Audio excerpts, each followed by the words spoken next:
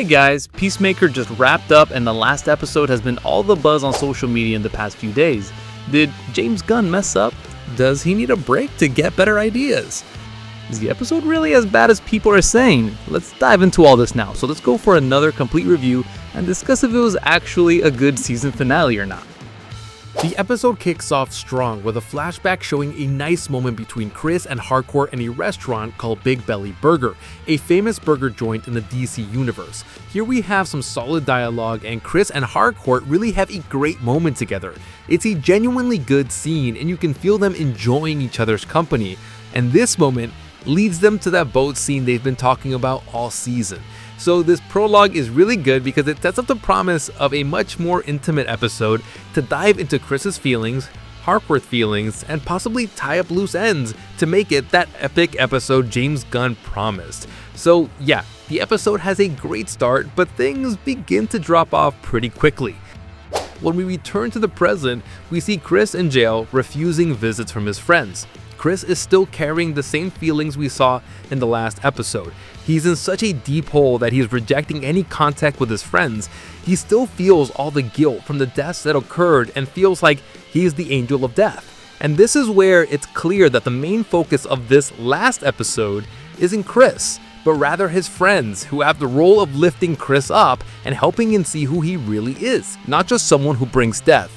Plus, this episode also shows Chris's friends wanting nothing to do with Argus and wanting to be independent. The idea of the episode is to critique the bosses, the awful work environment, that feeling of being forced to do things you hate, not being happy, and needing to seek your happiness. And also Chris's friends helping him crawl out of that pit.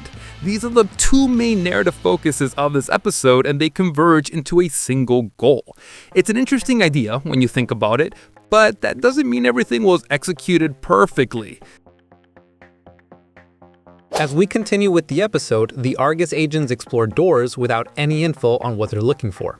Rick Flag keeps everyone in the dark, which doesn't create a good environment for them, especially since many of them are suffering from these operations. I even saw some people criticizing the jokes in this moment, but to be honest, I don't see that as a negative point for the episode.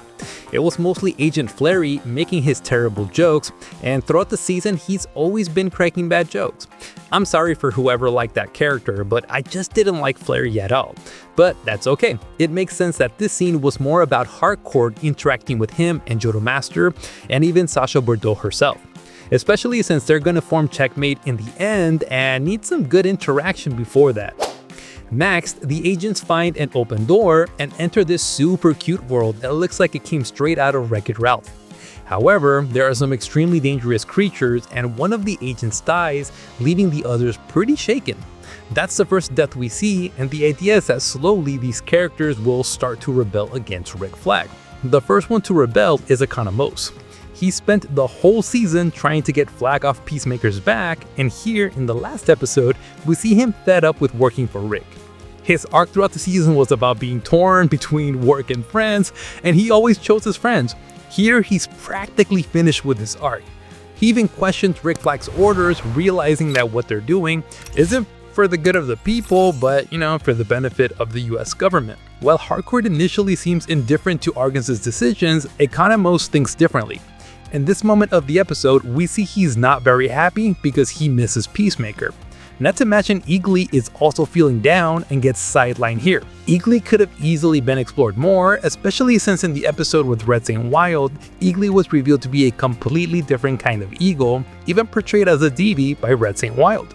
If I told you that Eagly could have tried to help Peacemaker when he was arrested, do you agree with me that he deserved more spotlight there? But that's alright, that was James Gunn's choice. It wasn't the best choice in my opinion, but it's done now.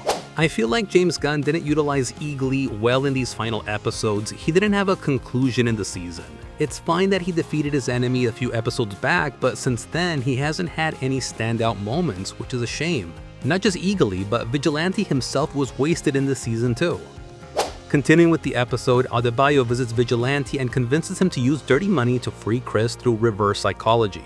When Chris leaves prison, he takes Eagly and bolts without Economos being able to stop him. At this point, the episode shifts away from Peacemaker to focus on the Argus agents going door to door in the Quantum Zone. And this was another moment that frustrated some people who were hoping to see more Easter eggs, but it didn't happen. The other Earths are basically random alternate worlds. Even the one with zombies, which you could say references the Deceased comic, isn't the Deceased Earth, it's just some random zombie Earth. While the Argus agents are struggling opening those doors, there are some ridiculous scenes of Rick Flag with Lex Luthor friends looking through documents and getting high. Here we have a moment where it's impossible not to get mad at Flag. He bought into Lex Luthor's speech, and you can bet that'll be his downfall. To me, the big problem is that this Rick Flag wasn't a good antagonist this season. He went from 0 to 100 too fast. Plus, I can't buy that this Rick Flag is the same Rick Flag from Creature Commandos, the one who fought Dr. Phosphorus, Frankenstein, and even Clayface. The personality is different. Not to mention the look. I was hoping he'd wear the uniform he used in Creature Commandos at least in some episode. I just couldn't buy into him as a villain of Peacemaker. Of course, now he's becoming the villain of the entire DCU in this first chapter. He really sold his soul by teaming up with Luthor, but even so, as a villain in the second season of Peacemaker, I think he wasn't developed well. There's even an important dialogue where Rick Flag talks about using Lex Luthor's brain to make the world a better place. Related to that, it's clearly an Easter egg for the future of the DCU, specifically in the movie Man of Tomorrow, since the premise involves Superman and Lex Luthor having to team up against an even greater threat. During this Argus moment, we also see Sasha Bordeaux's change of sides, even if it was quick. I understand the choice that put her with the good guys because she's a crucial character for Checkmate in the comics, and thinking about it, it wasn't poorly done. She could have acted blindly for the government all season, but you can feel how outraged she becomes as she sees her team getting killed, and how Flag and the others operate during all this. It's really infuriating, and she realizes it. It's like she, who always acted in favor of the government and blindly trusted Argus's decisions, felt betrayed by those she did everything to serve and protect. Soon after, the agents discover a place that seems perfect. Until then, it hadn't been revealed what Argus's goal was, whether it was just resource exploration or even settlement. But here it's revealed that all Rick Flag wanted with this endless search was a planet to use as a prison for metahumans, which connects Peacemaker to the movie Man of Tomorrow, a metahuman prison on another dimension in another planet. Flag presents this project as Planet Salvation, and this really happened in the comics and appeared in a storyline involving Amanda Waller, where she sends villains there. It's exactly the same premise, to create a planet for the purpose of a prison.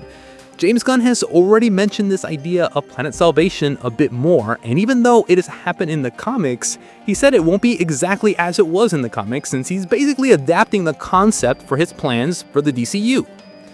Worried about everything she's seen, Sasha brings this info to Harcourt, who finally understands it's time to leave Argus.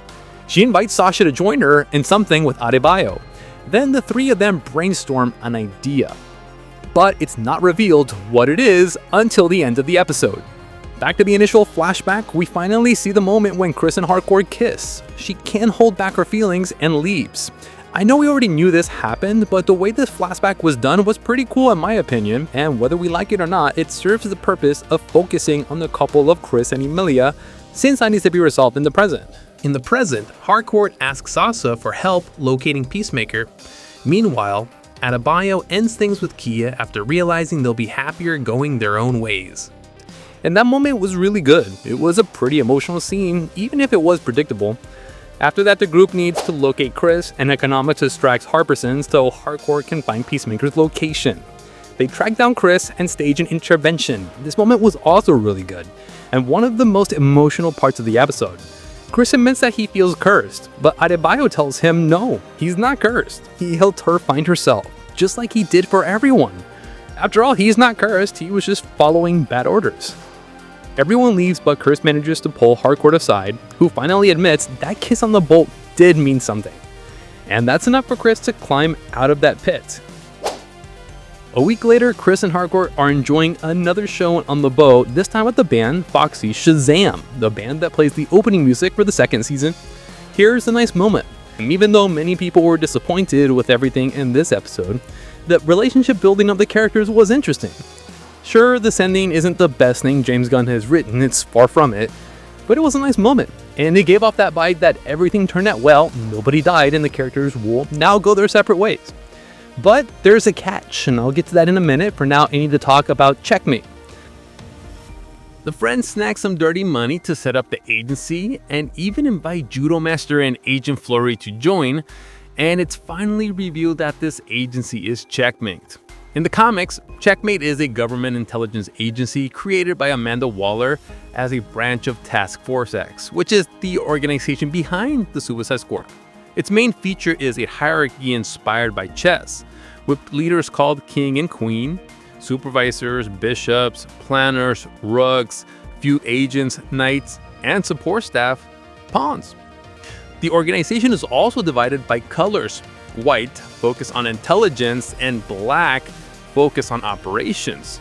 Now, heading to the episode's end, the last scene shows Peacemaker being captured by Argus. Rick Flag set everything up and decided to use Chris as a test subject for his prison. Peacemaker gets locked on this planet, and we can hear noises of creatures that sound like dinosaurs or something else.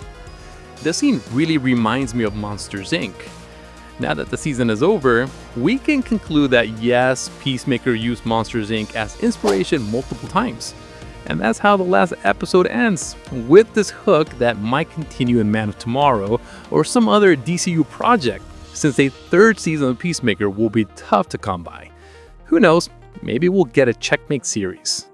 But even if that happens, I think it'll take a while. But undoubtedly, James Gunn will continue the story through other projects. The season finale ended up frustrating a lot of people. But man, I'll be honest, I like this episode. Sure, you might say it lacked a cameo from another DC hero, but that wasn't promised. Those were just rumors. Still, you can't say that James Gunn didn't deliver anything in this episode. The Salvation Planet, Checkmate, references to Arkham Asylum, and a hook for Man of Tomorrow all prove that, yes, Gunn delivered a lot for the DCU in this season finale. It might not have gone down as you expected, but there were indeed revelations. I liked the episode, but it wasn't the best of the season, and in my opinion. However, it did offer the most Easter eggs from the comics compared to the first season and the second. Plus, we can say that the main characters had their arcs concluded, and the happy ending with the transforming Checkmate, only to have the plot twist of Peacemaker being imprisoned by Flag and locked on another planet in another dimension was pretty interesting. It was a good twist. The second season of Peacemaker has brought about mixed opinions among the audience, but in my view, it was a good season. Despite some weaker episodes, the last 3 episodes were really good, but if we're judging the season as a whole, I'd say the first one is still the best. Now that the season's over, I really want to know, what was your favorite episode? Did you enjoy Peacemaker season finale? Are you excited for the upcoming DCU projects? Leave your thoughts in the comments, and don't forget to hit that like button on the video, subscribe to the channel, and turn on notifications, because here we'll keep covering all the releases from DC Studios and following the DCU closely. So don't miss out and subscribe to stay updated. Thanks for joining us for another series, and if you haven't seen all the details of this second season of Peacemaker yet, click on the playlist appearing on your screen and catch up on every little detail. Thanks so much, see you soon.